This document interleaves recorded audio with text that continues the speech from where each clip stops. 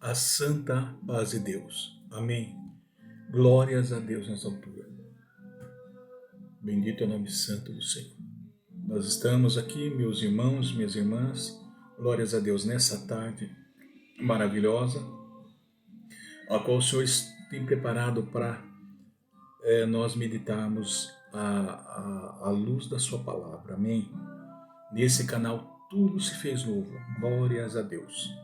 A qual nasceu no coração de Deus para os nossos corações. Amém? Costumo dizer que nós estamos apenas nutrindo aquilo que o Senhor derramou sobre as nossas vidas, né? Esse canal tudo se fez novo para nós aprendermos mais a santa palavra de Deus. Amém?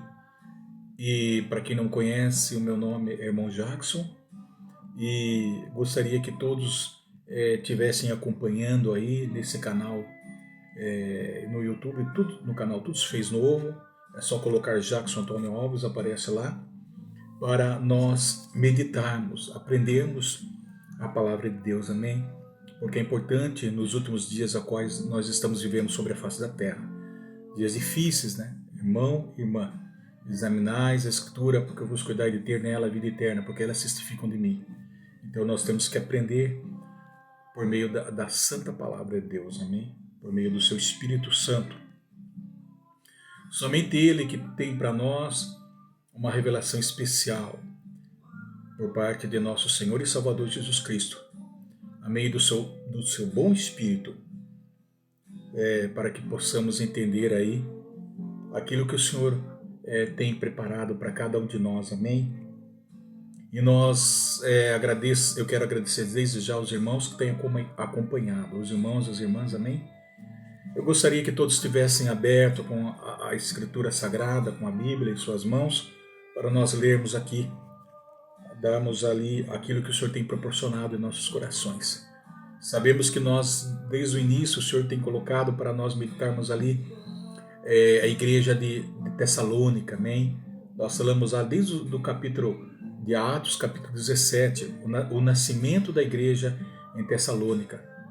Falamos também sobre o que a igreja estava enfrentando, o que ela estava passando por perseguições, e como chegou o evangelho lá, não só por palavras, mas pelo avivamento, pelo poder do Espírito Santo sobre eles, ao qual o Senhor achou graça de derramar, as dificuldades, as perseguições, as dúvidas, amém, que eles tinham lá. E ali foi uma igreja exemplo, modelo, para todas as igrejas da província da Macedônia, da Caia e de Jerusalém, amém? E nós estamos aqui, nós entramos agora nas cartas, a primeiro e ao segundo Tessalonicenses. Nós vamos entrar aqui no capítulo, falamos do amor, da prática do amor fraternal, glórias, falamos muito. E nós vamos entrar aqui no capítulo 4, a partir da situação dos mortos em Cristo e a vinda do Senhor, a qual ansiosamente eles esperavam, né, irmão? A qual ansiosamente nós esperamos aqui, amém? Glórias a Deus. Vamos ler então, capítulo 4, a partir do versículo 13, amém? Com a força de Deus e a ajuda do Espírito Santo, amém? Não queremos, porém, irmãos, que sejais ignorantes com respeito aos que dormem, para que não vos entristecerdes como os demais, que não têm esperança. Pois se cremos que Jesus morreu e ressuscitou, assim também Deus, mediante Jesus, trará em sua companhia os que dormem. Ora, ainda vos declaramos, por palavras do Senhor, isto, nós, os vivos, os que ficarmos até a vinda do Senhor, de modo algum precederemos os que dormem. Porquanto o Senhor mesmo, dada a sua palavra de ordem, ouvida a voz do arcanjo, e ressoada a trombeta de Deus, descerá dos céus, e os mortos em Cristo ressuscitarão primeiro. Depois nós, os vivos, os que ficarmos, seremos arrebatados juntamente com eles, entre nuvens, para o encontro do Senhor nos ares. e assim estaremos para sempre com o Senhor. Consolai-vos, pois, uns aos outros com estas palavras. Amém. Então nós vamos ler uma passagem maravilhosa, irmão, ao qual o Senhor tem preparado para os nossos corações, irmão. Porque sabemos que nós estamos nos preparando aqui nessa face da terra, nesse tabernáculo de carne perfeito, para conseguir, aleluia, andando em santificação, para nós conseguirmos alcançarmos, para nós, eu e você, meu irmão, minha irmã, alcançarmos a coroa da vida eterna, a qual está reservada para cada um de nós, se nós formos fiéis e firmes até o último dia. Amém, da vinda do Senhor. Então nós vamos meditar nesta noite o fundamento da esperança cristã. Glórias a Deus. Então nós vimos aqui que o apóstolo Paulo abre agora as cortinas do futuro, acende a luz no palco da história e nos mostra o melhor para o povo de Deus, irmão. Amém? Ainda está por vir, glórias a Deus. O futuro para o povo de Deus não vem envolto em trevas, ao contrário. Pois Deus nos dá a sua garantia de que a morte não tem a última palavra, irmão. Amém? Na verdade, nós não caminhamos para uma noite trevosa, caminhamos para um amanhecer glorioso, irmão. É isso que o apóstolo Paulo ele transmite para nós, irmão. Não estamos fazendo uma viagem rumo ao abismo, nós fazemos uma viagem rumo à glória, glórias a Deus. Não caminhamos rumo a destino desconhecidos, mas para um lugar certo e glorioso que nos foi preparado por Jesus. Precisamos afirmar que a história não é cíclicas, ou seja, como algo circular, com características repetitivas, que acontece de forma periódica, que se repete, não. Regularmente como as estações do ano, como pensam os gregos, não é cíclicas. E nem que a história que caminha para um desastre, como ensinam os existencialistas, né? Pois os existencialistas falam da questão da existência humana e o sentimento de que não há propósito, né? Não há propósito, não há explicação, né? Não há propósito, não há explicação, que as pessoas têm total liberdade, que devem assumir a responsabilidade. Então, como os existencialistas pensam, né, irmão? Aleluia. E na verdade, irmão, a história é linear. A história é teleológica, ou seja, a história caminha para a consumação final. E essa consumação final é a vitória de Cristo e da sua graça, por meio da sua graça, amém? Nós cremos muito nisso, né? Mas antes de entrar no capítulo, gostaria de chamar a atenção para 3 pontos nessa introdução. 3 pontos nessa introdução. Primeiro, vamos conversar sobre a desesperança daqueles que não conhecem a Deus, irmão. Então, aqui em versículo 13, Paulo: não queremos, porém, irmãos, que sejais ignorantes com respeito aos que dormem, para não vos entristecerdes como os demais que não têm esperança. Quem é os que não têm esperança? Meu irmão, minha irmã, glórias a Deus. Então, Paulo diz: não queremos, irmãos, que sejais ignorância. Amém? Com respeito aos que dormem, para que vos não entristecedes como demais que não têm esperança. Irmãos, o mundo pagão, o mundo gentil, na época de Paulo, era um mundo desprovido de esperança, irmão. A esperança é uma marca do cristianismo. Não há esperança para a humanidade fora do cristianismo. Não há esperança para a humanidade fora de Cristo, fora da fé cristã.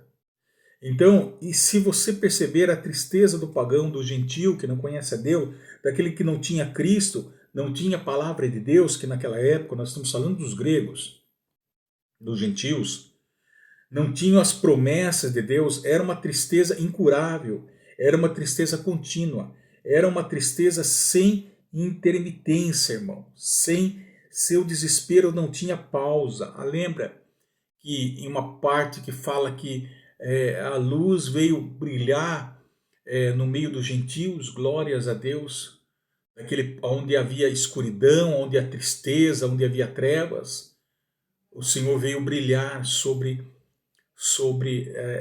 o povo de Deus, irmão. Então, assim como o Senhor veio fazer com que o povo dele pudesse enxergar a luz da vida, irmão, vamos dizer assim, espiritual, pudesse ter esperança, irmão. Ele fala que uma terra a qual não havia esperança, eu não me lembro que passagem que está, mas fala de uma terra que não havia esperança, estava na escuridão, amém? Então, agora a esperança, irmão, amém?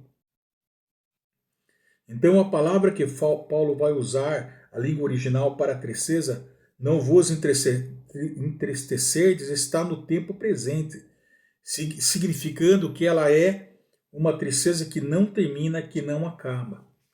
É o estado de tristeza, é uma tristeza contínua, pois era muito comum encontrar-se no túmulo ou nas lápides dos túmulos naquela época a essa inscrição: eu não existia, vim existir, eu não existo, não me importa.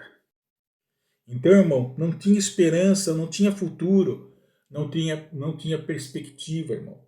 Podemos perceber em Atenas, quando Paulo estava entrando em Atenas, uma cidade idólatra ali, alguns filósofos epicureus e estoicos contendiam com Paulo, não era assim? Esses gregos, glórias a Deus, irmão. Mas quem eram os epicureus? Eram conhecidos como uma seita ou doutrina de Epicuro. É sobre os prazeres materiais e espirituais, norma suprema da vida. Buscava tranquilidade como um bem maior. Para eles, a felicidade é prazer, satisfação de desejo físico. Viviam de modo a obter o quê? O máximo prazer possível, especialmente prazer mental. Amém? E a sua filosofia é: comamos, bebemos, porque amanhã morreremos. Amém? Então caracterizava pela ausência de princípios e de virtude, irmão. Então eram assim. Para ele não importavam mais, estavam totalmente presos aos bens materiais, ligados aos bens materiais dessa terra, irmão. Comamos, bebamos, porque amanhã morreremos, irmão. Amém? O prazer dele, a felicidade dele era terrena, nas coisas aqui desta vida, irmão. Amém? Ele não pensava em outra vida. A vida é só aqui e agora. Não acreditavam na eternidade. Não tem futuro, não tem escatologia. Não tem esperança, não tem uma vida após a morte, irmão. Então é dessa maneira que eles pensavam, irmão. Por isso que a luz veio resplandecer sobre os gentios. Glórias a Deus. Amém, irmão? Porque eles viviam só aqui ou aqui agora, irmão. Mas não é assim que Deus nos ensina, né? Quantas pessoas estão aí agora satisfazendo o desejo dos bens materiais, satisfazendo o desejo carnal, físico, mental, com os prazeres desta vida, com os prazeres materiais dessa terra, irmão. Vivendo uma vida tranquila tá bom para ele, vivendo nesse presente aqui tá bom, nesta vida tá bom, não interessa outra, não há esperança para aqueles que deixam essa vida, deixam essa terra. É como se aqui fosse o último lugar que eles pudessem viver, irmão. Amém? Não é dessa forma. Deus não nos criou para vivermos dessa forma, irmão. Amém? Há esperança, sim, de um dia nós encontrarmos e vivermos com o nosso Senhor Jesus, onde não há dor, não choro. Glórias a Deus, onde não há preocupação. Então, a Bíblia nos dá a esperança, irmão. A esperança, uma esperança da ressurreição, da vinda do Senhor Jesus. Nós nos encontrarmos com ele na nuvem, né, irmão? E outro também eram os estoicos, a qual Paulo também contendia com eles, da seita estoicismo. Eles edificavam a moral sobre o orgulho e o desespero, e o desprezo à dor, isto é, eles estavam livres de paixão, desprezavam e ignoravam a dor pelos males e sofrimentos, aceitavam passivamente tudo o que acontecia na vida como destino inevitável, pois achavam que os assuntos humanos eram governados pelo destino, irmão. Olha que situação que eles acreditavam, pelo destino, irmão. Não tinha sentido na vida dele, não tinha um propósito na vida deles. Né? Os estoicos normalmente sintetizavam a fé e a crença deles. Eram da seguinte maneira: enquanto estamos vivos, a morte não existe para mim. Para nós, quando a morte aparecer, nós já não mais existiremos. Olha o pensamento dele, irmão. Então não tinha esperança nenhuma para eles, irmão. Amém? Então esses gregos filósofos eram povos sem esperança, diz o apóstolo Paulo, irmão. Amém? Aos Efésios ele fala: não tendo esperança e sem Deus no mundo. Glórias a Deus, amém? Não é assim, irmão. Glórias, louvado seja o nome santo do Senhor. O apóstolo Paulo falava em Efésios capítulo 2, versículo 12. Amém? Observe, os gentios estavam sem Cristo antes de Cristo, isto é, sem as promessas de um futuro Messias Salvador, irmão. Então eram povos excluídos da sociedade religiosa de Israel e também da proteção divina, deixado fora das alianças que Deus estabeleceu com os patriarcas do povo escolhido, com as consequentes promessas, sem esperanças de salvação, sem Deus, irmão. Porque as numerosas divindades que adoravam no seu politeísmo eram todas falsas e só tinham por efeito excluir o único e verdadeiro Deus, irmão. Antes seguiam as máximas desse mundo, um mundo tomado em sentido pejorativo, né? Em sentido pejorativo de inimigo de Deus, isto é, Satanás exercendo sua maligna influência sobre esses homens, amém, irmão? Então, no entanto, a nova aliança, o sangue derramado de Cristo, poderia trazer aos gentios de volta ao seu Criador. Portanto, foram ressuscitados da morte espiritual, irmão. Amém? Por meio dessa nova aliança que é a graça em Jesus Cristo. A sua morte e ressurreição. Trouxe esperança para cada um de nós. Ésquilo afirmava uma vez que o homem morre e não há esperança de ressurreição para ele. Dióclito dizia: há esperança para aqueles que estão vivos, mas para aqueles que morrem não tem mais nenhuma esperança. Irmão. Cátalo dizia: quanto essa nossa breve luz se extinguir, entraremos numa noite perpétua de sombra, de trevas, de escuridão e de incertezas. Olha só os pensamentos desses filósofos, desses homens gregos sem Deus, né, irmão? Ateísta, podemos dizer assim, né? Aqui no versículo 13, porquanto então Paulo escreve isso? Porque Paulo está escrevendo para uma igreja grega, irmão. Amém? Não queremos, pois, irmãos, que sejais ignorantes com respeito aos que dormem, para não vos entristecerem como os demais que não têm esperança, a qual nós citamos esses homens, irmão. Então Paulo está escrevendo para uma igreja grega egressa dessa cultura, isto é, que não pertence a essa cultura, não faz parte da comunidade cristã, que se afastou distante delas, né? Uma igreja que não é apenas neófita, isto é, recém-convertida, nova na fé, mas uma igreja que está sendo perseguida, oprimida, e talvez muitos daqueles crentes estavam morrendo nas mãos de seus algozes, né, irmão? Desses homens cruéis, desses homens incrédulos, associados, e dessa maneira havia uma grande angústia de homens assassinos, né? Algozes de homens assassinos, né? Estavam morrendo nas mãos desses algozes, desses indivíduos cruéis, assassinos, sem esperança, né? E dessa maneira havia uma grande angústia no coração daqueles crentes. E a angústia era essa, né, sobre esse assunto. E os nossos antequeridos que estão morrendo, eles podem ter esperança? Eles podem ter alguma perspectiva de um dia estar com Cristo?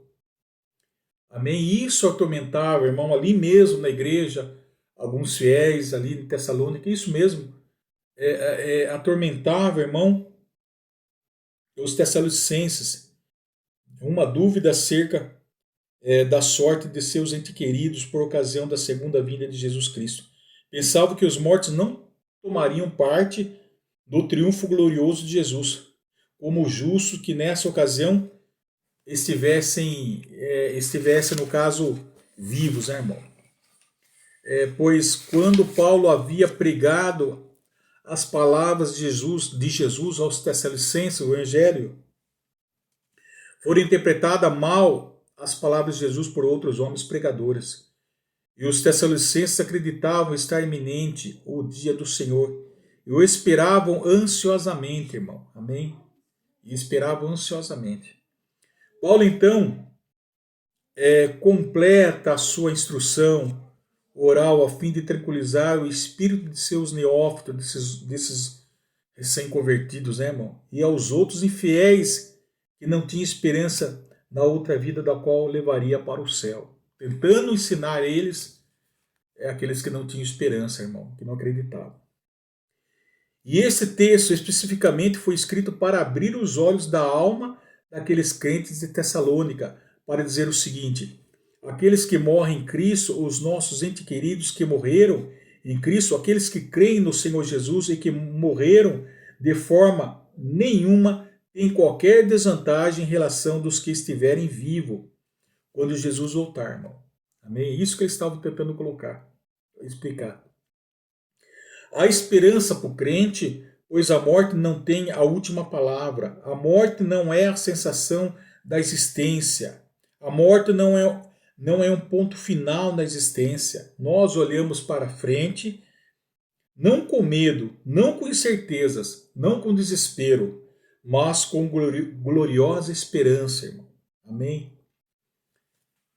E é exatamente isso que estava acontecendo com alguns daqueles crentes de Tessalônica, desde que Paulo os tinha deixado com relação aos que dormem, irmão. Desde que Paulo tinha deixado Tessalônica com relação aos que dormem. Ou seja, com relação aos mortos, né? Com isso surgiu uma confusão sobre como os mortos poderiam se beneficiar com a volta de Cristo. Essa era a dúvida. A segunda verdade é que esse texto vai retratar a tristeza dos que vivem sem esperança, para não vos entristecerdes como os demais que não têm esperança.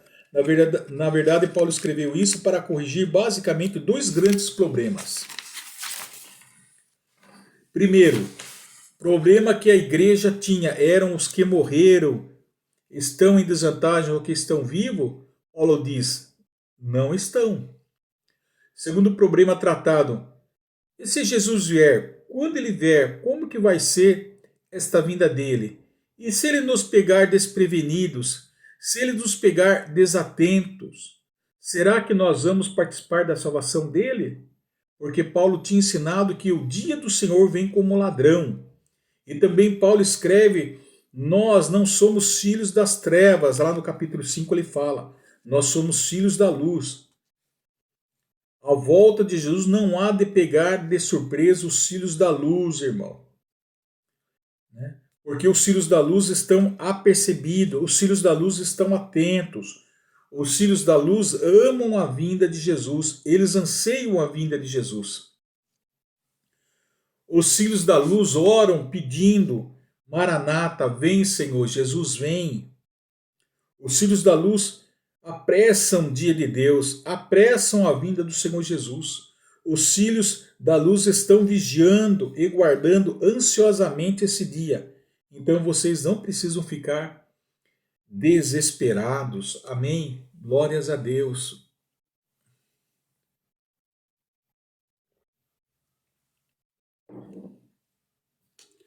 Versículo 15. Ora, ainda vos declaramos por palavra do Senhor. Isto nós os vivos, os que ficarmos até a vinda do Senhor. De modo algum precederemos os que dormem. Então, ora, ainda vos declaramos por palavras do Senhor, isso não os vivos, os que ficarmos até a vinda do Senhor. Porque Paulo estava falando isso Porque naquela época os filósofos estavam discutindo sobre a imortalidade espírita. A psicose já era comum e conhecida no mundo. A questão da reencarnação. E mais tarde vem a teoria tese, a doutrina equivocada do purgatório, que não leva esperança para ninguém. Então as pessoas estão sempre aí cogitando, filosofando acerca dessa questão do futuro, acerca da questão da vida por vir, irmão. Então, e Paulo vai mostrar que nós não precisamos especular, nós não precisamos ter medo e nem certeza. Nós temos uma revelação de Deus a esse respeito. Nós temos o que é a palavra revelada de Deus. E a esse respeito, não é especulação, não é opinião, não é teoria, não é uma palavra dogmática, inerente, ela é infalível, segura do próprio Deus acerca deste assunto, irmão. Amém? Ainda vos declaramos por palavras do Senhor. Isso é palavra do Senhor. Nós vemos, portanto, isso não é opinião de homens, não é teoria humana, não é palavras humanas, não é conjectura humana, é revelação divina. Então, o que nós vamos meditar nesse texto não é uma ideia, não é uma opinião, não é uma teoria, é uma revelação divina, é a palavra do eterno Deus, irmão. Está escrito aqui. Amém? Por palavras do Senhor. Glórias a Deus. E se nós observar quatro grandes verdades desse texto. Primeiro, que nós não queremos destacar o que nós queremos destacar é a segunda vinda de Cristo. Versículo 14. Se cremos. A palavra para vinda aqui, a palavra é em grego parousia, mais comum. Paulo usa aqui volta, chegada, advento. E essa palavra teve um desenvolvimento. Essa palavra no grego clássico significa apenas a presença ou a vinda de uma pessoa querida. Amém? Ela foi usada várias vezes por Paulo em outro contexto, que não é a segunda vinda de Cristo. Exemplo, a vinda de Tito, que alegrou seu coração. A palavra lá é parousia. Nos papiros do grego clássico e no grego helenista, essa palavra é uma palavra técnica usada a respeito da vinda de um imperador, de um rei, de um governador, em geral, de uma pessoa importante a uma província, e tal visita precisava de preparação, uma série de preparativos para aquele rei ou aquela pessoa que viesse à província. Finalmente, esta palavra veio a significar no grego clássico a visita de Deus dentro da cultura grega, dentro da filosofia grega, dentro da revelação da religião grega. Então agora Paulo vai pegar esta palavra parousia para falar da vinda não de um governador, não de um imperador, não de um rei terreno, não de uma divindade pagã, mas para falar da vinda gloriosa do verdadeiro Deus, Senhor Jesus Cristo, o Filho de Deus. E nós, o povo de Deus, amamos esta vinda. Nós, povo de Deus, nos preparamos para esta vinda. Nós, povo de Deus, oramos por esta vinda. Nós, povo de Deus, vigiamos acerca desse glorioso assunto, a segunda vinda do Senhor. Amém? Então Paulo está usando aqui esta palavra. Vamos destacar alguns pontos aqui, porque essa doutrina da segunda vinda está conectada com a ressurreição. Por que está conectada com a ressurreição? Na verdade, era a dúvida da igreja, o problema da igreja, que Paulo está respondendo uma pergunta. É óbvio que a preocupação dos Tessalonicenses era que o cristão que havia morrido deixasse de ver a glória associada à volta de Cristo para a igreja. Então Paulo responde a pergunta deles ao afirmar que, na verdade, aqueles que estavam mortos iriam antes dos que vivem na terra. Eles serão ressuscitados primeiros. Mas não há desvantagem nenhuma. Amém? E qual era a pergunta? os que morrem em Cristo estão em desvantagem em relação aos vivos?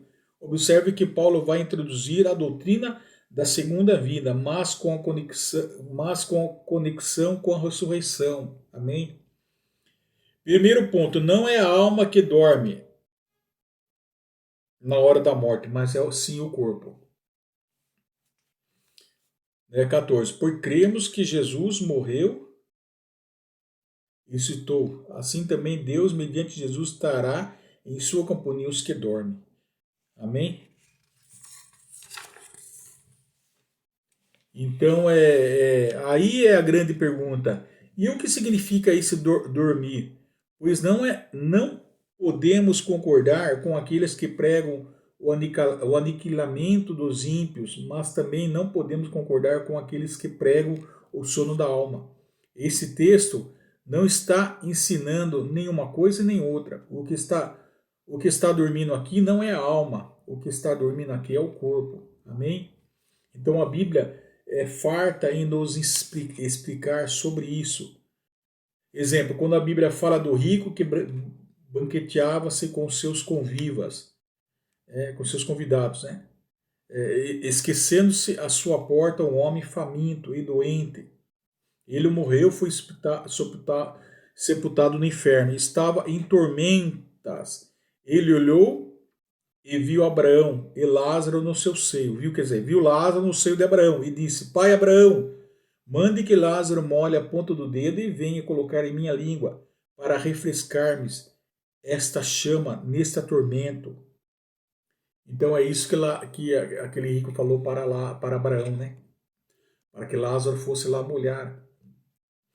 E a sua alma não estava dormindo, não estava inconsciente, estava acordada, estava atormentada, quando você vê em Lucas capítulo 23, 43, né? Então nós podemos entender aí.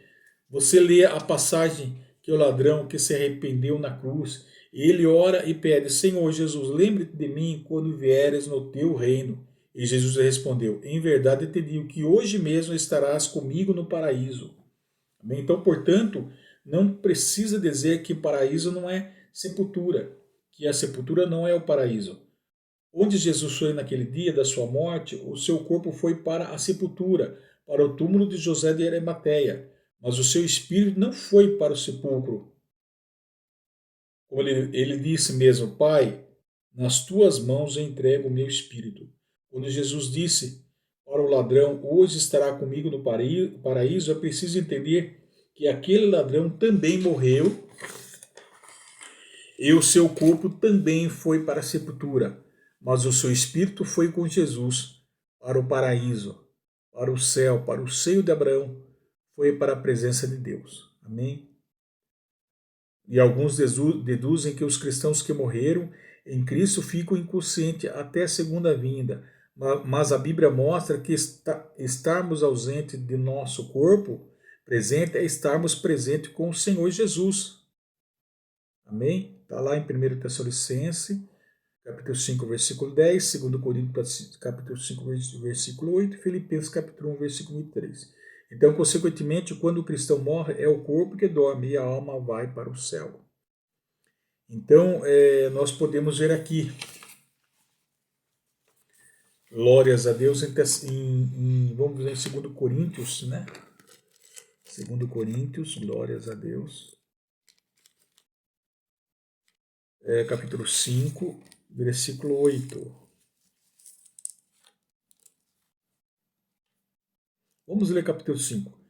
Ausentes do corpo e presentes com o Senhor. Sabemos que se a nossa casa terrestre deste tabernáculo se desfizer, temos da parte de Deus um edifício, casa não feita por mãos, eterna no céu, casa não feita por mãos, eterna nos céus.